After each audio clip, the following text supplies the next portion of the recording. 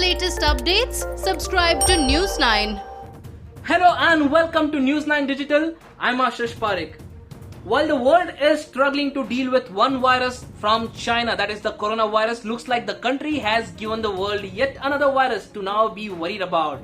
Yes, several countries across the world are now alarmed about a new virus from China which has killed 7 people and hospitalized 60 and is now the talk of the town. The new virus is called the novel Bunya virus and causes a disease known as SFTS, which is also called the severe fever with thrombocytopenia syndrome.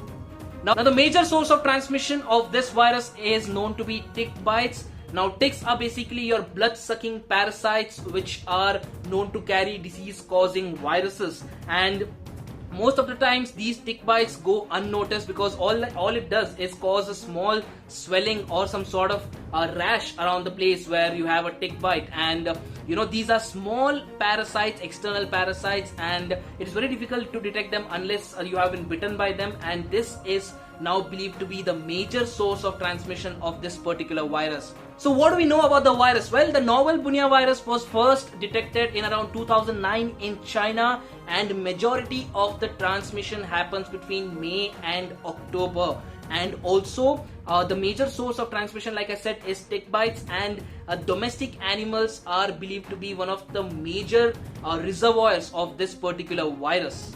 So does this spread from human to human? Well, experts have said that human to human transmission of the novel Bunya virus is very much possible, and there have been several cases reported. But having said that, at the same time, this does not spread in the same way like that of coronavirus. The infectiousness is much more lesser in case of novel Bunya virus. However, the transmission modes are basically via blood, respiratory tract or wounds, and it does not spread through aerosols. At least as of now, from what the information is available, it does not spread through aerosols or other droplets like coronavirus does.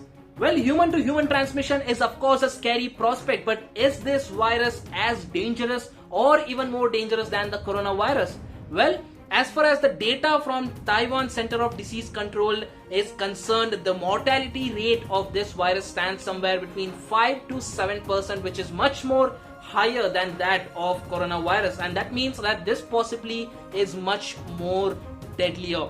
But at the same time, the saving grace, the one positive side of it is not as infectious as the coronavirus. Well, at least that's what we know, because remember, even coronavirus was believed to be much less infectious than what we know today. Initially there were a lot of false reports that were coming out, but in case of this virus as well, it's been around for quite some time now, and as far as the general knowledge is concerned about this virus, it is not as infectious, but yes, it is much more deadly, while the death rate is pegged different as per different data. Now the incubation period of this particular virus, this particular disease, and its symptoms are also much similar to that of the coronavirus. Now the incubation period stands somewhere between 7 to 14 days, and most of the commonly reported symptoms are fever, headache, cough, and loss of appetite, and several such other symptoms which are much like that of the coronavirus. So the only, like I was saying, the only saving grace is that it is not as infectious as the coronavirus. But the question that stands next is that, is there a vaccine? Is there a cure for this particular virus? The answer is no.